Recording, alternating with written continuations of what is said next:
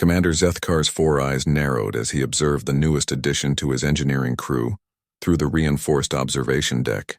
The human, Marcus Chen according to the files, stood barely 2 meters tall, his pale skin already showing signs of stress from the station's artificial gravity.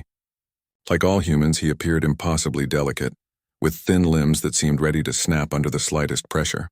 "I still don't understand why Central Command assigned us one of them," muttered Chief Engineer Vorthak, his rocky Gorvinian hide scraping against the deck plating.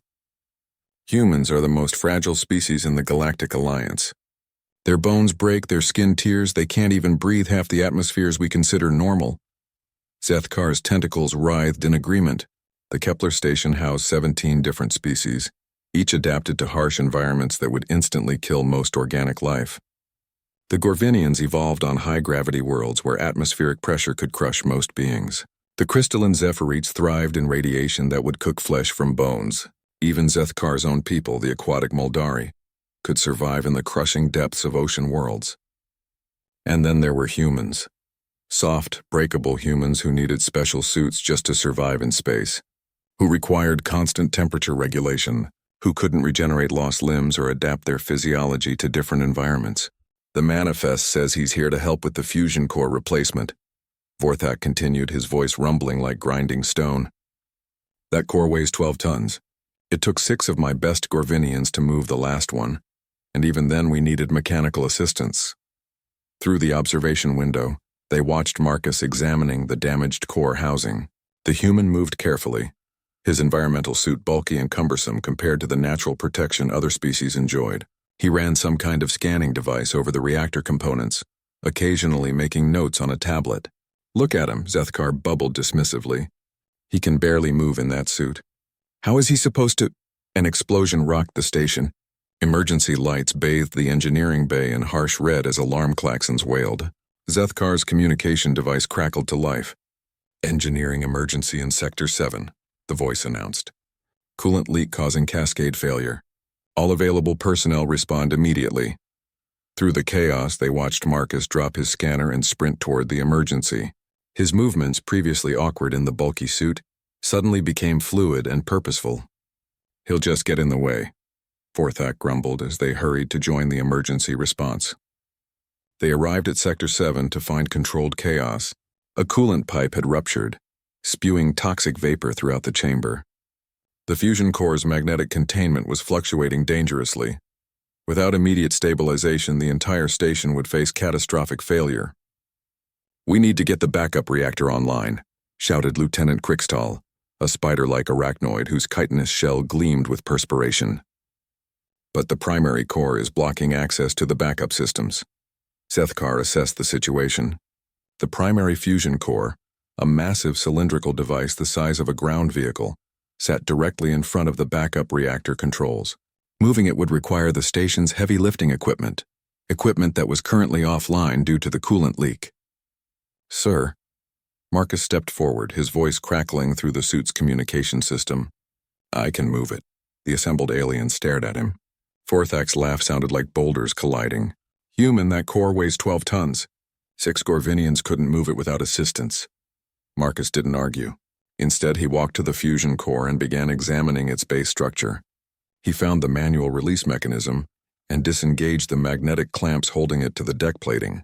"Stand back," he said simply. What happened next would be retold in engineering academies for generations. Marcus braced his legs, wrapped his arms around the core's lower housing, and lifted. The aliens watched in stunned silence as the human's body transformed before their eyes. His muscles visibly swelled beneath the environmental suit. Veins became prominent along his exposed neck and face. His breathing shifted to sharp, controlled bursts. The 12-ton fusion core rose from the deck. Marcus didn't just lift it, he carried it. Step by careful step, he moved the massive reactor across the chamber, his face contorting with effort but his grip never wavering. Sweat poured down his face, visible through his helmet's faceplate, but he never stopped. 20 meters, 30, 40. Finally, he set the core down beside the far wall, clearing access to the backup systems. Only then did he allow himself to collapse to one knee, chest heaving. Lieutenant Krikstal scuttled to the now accessible controls and activated the backup reactor. The station's power fluctuations stabilized. Crisis averted. "Impossible," Vorthak whispered, his voice filled with awe rather than derision.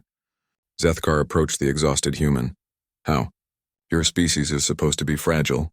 Weak. Marcus struggled to his feet, still breathing heavily. Through his helmet, they could see him smile, a uniquely human expression that somehow conveyed both exhaustion and satisfaction. We are fragile, he admitted. But you're thinking about it wrong. We're not weak because we're fragile, we're strong because we're fragile.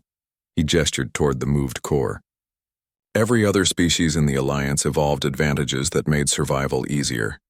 You have natural armor or radiation resistance or can breathe poison gas. You never had to develop the one thing we did. Which is? Zethkar asked. Desperation strength, Marcus replied. When a human's survival, or the survival of others, depends on doing something impossible, our bodies can temporarily ignore their own limitations. Adrenaline, hysterical strength, whatever you want to call it, we can push past what should be physically possible because for millions of years, that was the only way we survived. He paused, catching his breath. You call us fragile. You're right. But sometimes being fragile means being willing to break yourself to protect others. The aliens exchanged glances. None of them had ever heard of such a concept, a species that became stronger precisely because it was weak. From that day forward, whenever other species questioned humanity's place in the Galactic Alliance, the story of Marcus Chen and the 12-ton reactor core was told.